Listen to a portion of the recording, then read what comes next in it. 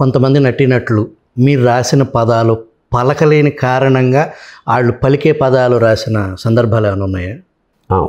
అట్లా ఉంది. తెలుగుకు వచ్చిన దౌర్భాగ్యం అదే కదా. ఒత్తులు ఉండవు మన అప్పట్లో. అప్పటి నుంచి ఇప్పటిదాకా కూడా భాష, ఎందుకంటే ముఖ్యంగా ఒక పాయింట్, ఎప్పుడైతే నీకు మాతృభాష కాదో వాళ్ళకి ఒత్తు అసలు ఏమీ ఉండవు. దురదృష్టం ఏంటంటే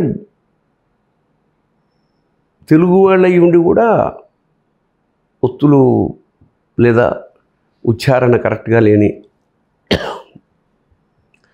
వాళ్ళు చాలామంది ఉన్నారు. అది తక్కువ, ఎందుకంటే డబ్బింగ్ ఎవరో చెప్తారు కాబట్టి వాళ్ళే శృతిలో కలిపేస్తారు. అంచేత ప్రత్యేకంగా పెద్ద కొంపలు అంటుకుపోయి అంత చేంజెస్ ఏమీ చేయలేదు స్క్రిప్ట్స్లో ఆర్టిస్టుల కోసం అని. ఎందుకంటే డబ్బింగ్ ఆర్టిస్టులేగా చెప్పేది వీళ్ళకి. అంచేత అది పెద్ద సమస్య కాదు.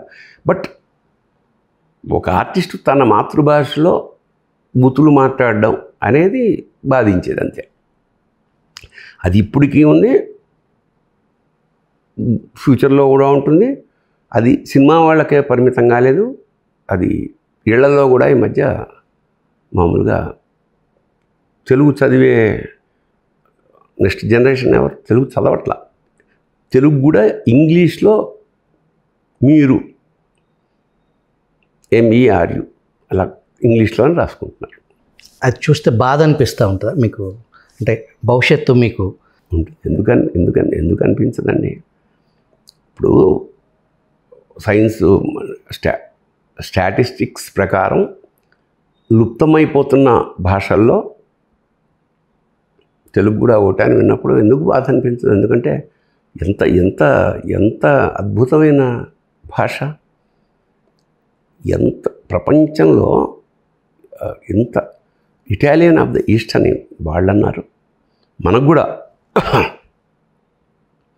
అసలు ఇంత అందమైన పద్యాలు ఉంటాయి. మాట్లాడుతుంటే విశ్వనాథ్ సత్యనారాయణ గారు తెలుగు మాట్లాడుతుంటే ఏదో సంగీతం వినట్టు అనిపిస్తుంది అని ఆయన అన్న.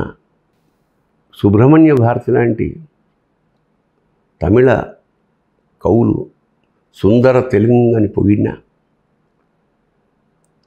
ఆంధ్రత్వం ఆంధ్రభాషాచ న అల్ఫతవ సత్ఫలం.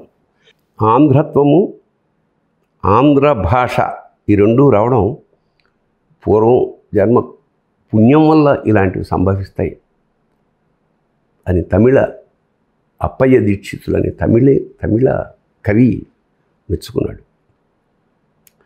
సో అంత అద్భుతమైన భాష. కృష్ణదేవరాయలు కూడా ఏదో దేశ భాషలందు తెలుగు లెస్స అన్నది ఫస్ట్ క్రీడాభిరామంలో మహాకవి శ్రీనాథ్ మహాకవి అన్నాడు. తర్వాత దాన్ని కృష్ణదేవరాయలు కూడా అన్నారు. కవుల కంటె తుహిన కర్పూర నిభకీర్తి తెచ్చిరెవర నీకు తెలుగు తల్లి. సాహితీతరంగ సంగీత రసధుని దేశ భాషలందు తెలుగు లెస్స. నండూరి రామకృష్ణమాచార్యులని మహానుభావుడు సాహిత్యవేత్త, ఆయన ఇలా కూడా అన్నాడు. అంచేత నాకు తెలిసి నా ఉపన్యాసాల్లో లేదా నేను ఎక్కడన్నా వెళ్ళినప్పుడు వేరే దేశాల్లో తెలుగు భాష గురించి బాధపడుతూ ఉంటాను, మాట్లాడుతూ ఉంటాను. దాన్ని ఇంట్లో తల్లిదండ్రులు నేర్పండి అని బతిమాలుతూ ఉంటాను. సార్ సిగరెట్లు పూర్తిగా మానేశారా?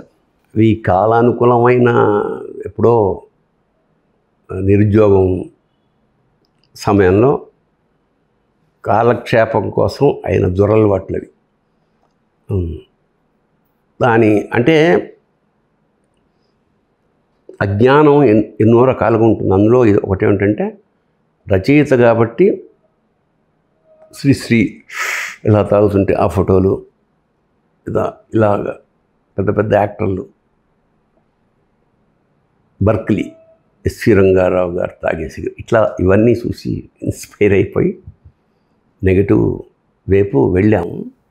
తర్వాత రియాలిటీ తెలిసాక సిగరెట్ ఉంటేనే కవిత్వం వస్తుంది అన్నది నుంచి కవిత్వం కాదు, దగ్గు వస్తుంది, తర్వాత జబ్బు వస్తుంది, తర్వాత మనిషి పోతాడన్న జ్ఞానం వచ్చాక మిమ్మల్ని ఇండస్ట్రీలో రచయితవా గుమస్తావా అని మీతో అన్న వ్యక్తి ఎవరు సార్? సత్యమూర్తి. గుమచవుదా గుమాస్తా కాదు. నేను మా రాళ్ళపల్లి గారు నన్ను పరిచయం చేసే క్రమంలో తీసుకెళ్తుంటే పరిచయం చేశాడు రాళ్ళపల్లి గారు సత్యమూర్తి గారు.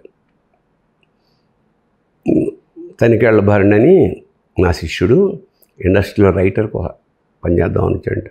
రైటర్ కన్నా ఇక్కడ రైటర్లు అక్కర్లేదమ్మా, ఓన్లీ గుమాస్తాలు కావాలి. ఎందుకంటే నువ్వేం చెప్తే నువ్వేం రాస్తే అది వాళ్ళు తీరు, వాళ్ళేం చెప్తే అది నువ్వు రాయాలి. అర్థమైందా అన్నాడు సత్యమూర్తి. ఆ అర్థంతో వాళ్ళకి కావాల్సింది రాయటం. అది ఎప్పుడు వరకు అంటే సక్సెస్ అయ్యే వరకు. లక్కీగా నాకు 4వ సినిమా నేను లేడీస్ టైలర్ సూపర్ హిట్ అయిపోయింది.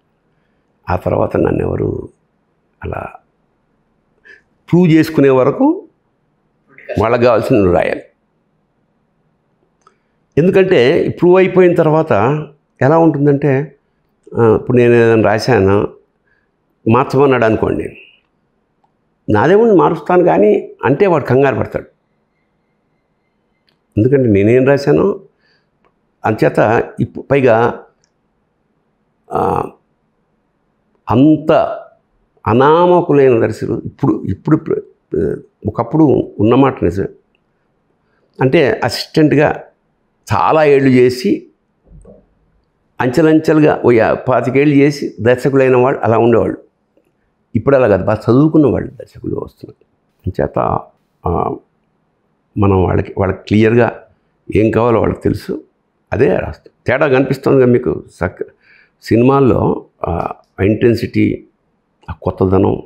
ఇవాళ తెలుగు సినిమా ప్రపంచవ్యాప్తంగా జెండా ఎగరేస్తుంది అంటే మరి ఆ దర్శక రచయితలే కదా కారణం. లేడీస్ టైలర్ మీరు స్క్రిప్ట్ మొదలుపెట్టిన ఆ తొలి దశలోనే it's going to be big blaster అనే భావన మీకు కలిగిందా? ఏ సినిమాకి అలా చెప్పగలలేము కాన్ఫిడెంట్గా. అంటే నేను ఒక సీన్ చదివి వినిపించాక డైరెక్టర్ వంశీగా మొత్తం సీన్లన్నీ ఇలా ఉండాలయా అంటే అంత కామెడీగా ఉండాలి.